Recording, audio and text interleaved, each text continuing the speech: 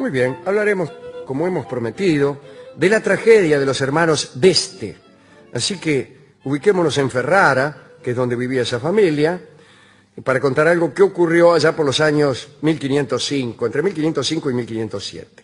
Ferrara estaba gobernada por Alfonso d'Este, que fue el tercer marido de Lucrecia Borgia. El primero era un Sforza, justamente, de Milán, Giovanni Sforza. El segundo, otro Alfonso, que era el rey Alfonso de Nápoles. Y el tercero, Alfonso d'Este, justamente. Alfonso tenía dos hermanos. Tenía más hermanos, pero entre esos hermanos había dos. Julio e Hipólito. Ahora bien, estos dos hermanos estaban enamorados de la misma mina, que se llamaba Angela Borgia, que era una prima de Lucrecia, que vivía en la corte de Ferrara.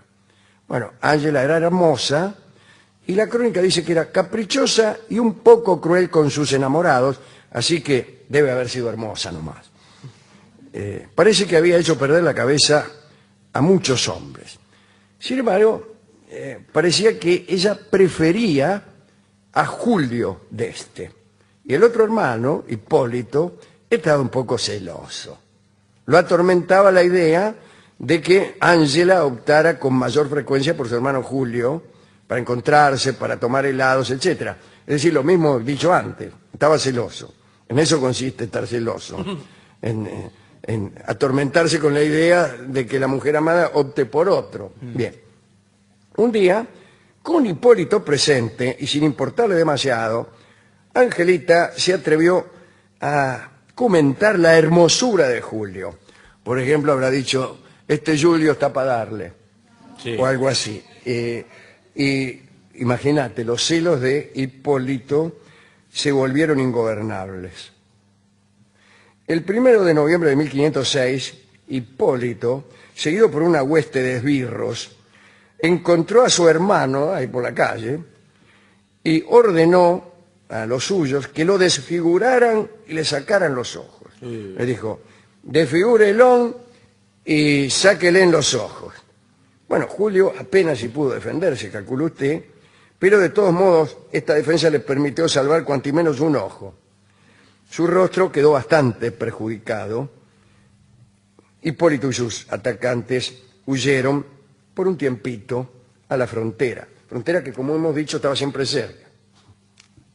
Al enterarse de este ataque, el duque, Alfonso d'Este, el mayor de los hermanos, y el que ostentaba el título de duque, se enteró, pero dio la casualidad que él sentía una gran debilidad, un gran afecto por el atacante, justamente por Hipólito. Entonces se negó a perseguirlo y no puso mucho entusiasmo en castigarlo. Se limitó a lamentar mucho el episodio, no ordenó ninguna otra medida. Entonces Hipólito volvió a Ferrara, lo más campante, un mes más tarde y nadie lo molestó. El duque dispuso incluso que los dos hermanos se reconciliaran. Lo llamó a Hipólito y en su presencia lo instó a pedir perdón a Julio. Hipólito se disculpó y Julio aceptó esta disculpa, pero en realidad Julio no había olvidado la afrenta. No era una afrenta. Le habían sacado un ojo, ¿qué afrenta? Y estaba preparando su venganza. No solo había quedado desfigurado y humillado, sino que a consecuencia de este escándalo, mire lo que son las cosas, Julio había perdido a su amante Ángela para siempre. Bueno, me imagino, la mina cuando lo vio, que le habían desfigurado el escracho y que tenía un ojo menos, habrá dicho, ya no es tan hermoso Julio. No, no fue así. O no solo fue así. Aterrada por estos sucesos, Ángela piantó. Se casó con el señor de Sassuolo, un tal Alejandro Pío, y se fue a vivir a Módena. Está muy bien, ¿cómo te vas a meter en una familia de esa que en cualquier momento elegís a uno y te lo estropean? Bien. Entonces Julio, más todavía, alentó su deseo de venganza contra Hipólito. Y empezó a hacer planes. Hipólito tenía enemigos dentro y fuera de la corte, y por eso se cuidaba mucho, ¿no? Tomaba muchas precauciones. Y además, como era tan poderoso, por ahí no era tan fácil encontrar cómplices para para oponérsele, para matarlo, pero Julio los encontró. Se unieron a su causa, ¿no?, a su plan. El conde Boschetti, primero, después, un ayudante del duque Alfonso, que era cantante, y se llamaba Jean. Además, un cuarto hermano de este, que se llamaba Ferrante, también. Y dijeron, bueno, vamos a matarlo. Los conjurados decidieron que no bastaba con darle muerte a Hipólito, sino que también había que matar al duque Alfonso, que, bueno, había ofendido a Julio por no castigar a que le había sacado el ojo.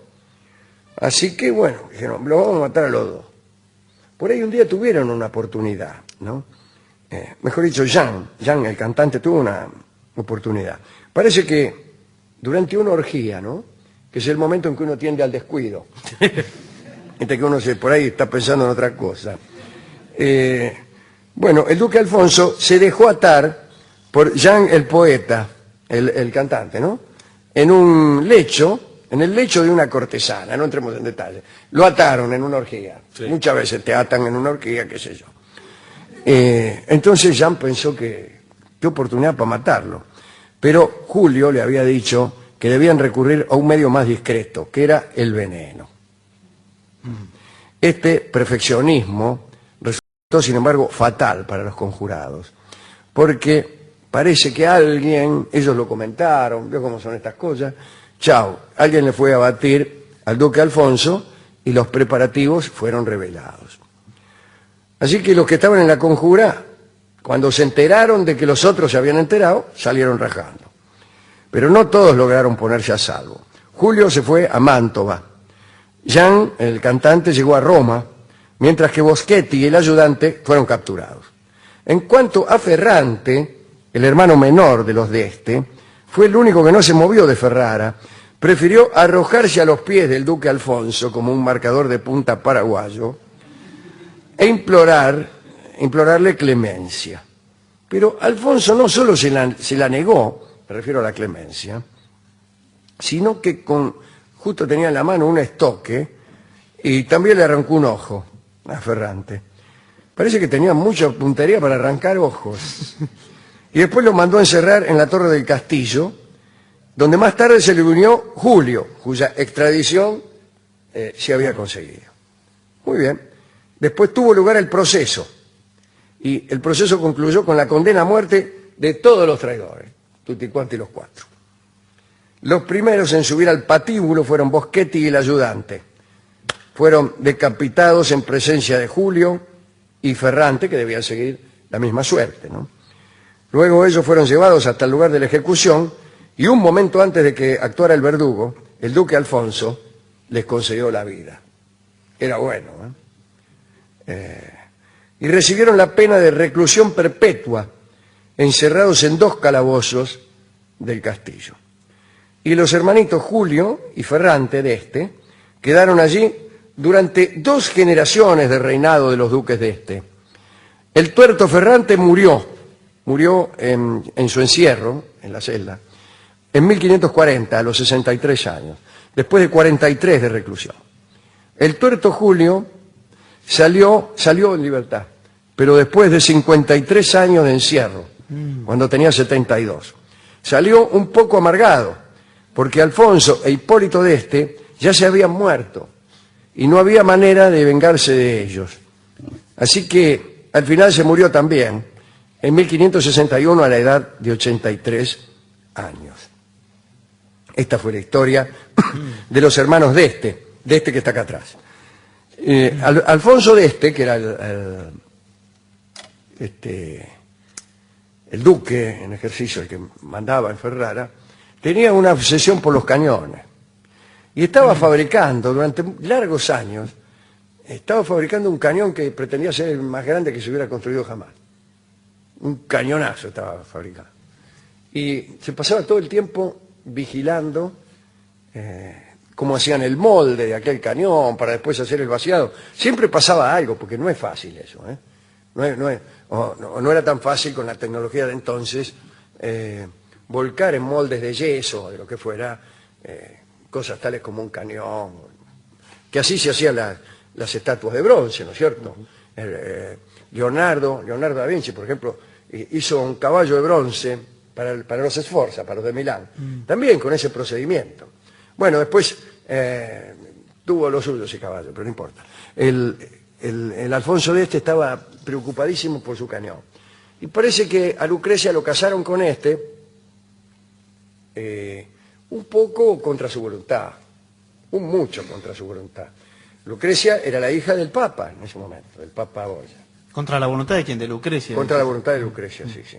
Y ella se había casado muy enamorada con el rey Alfonso de Nápoles. Alfonso de Nápoles. Y probablemente, esto no se sabe del todo bien, Cesare Borgia, el hermano de Lucrecia, estaba celoso de este hombre,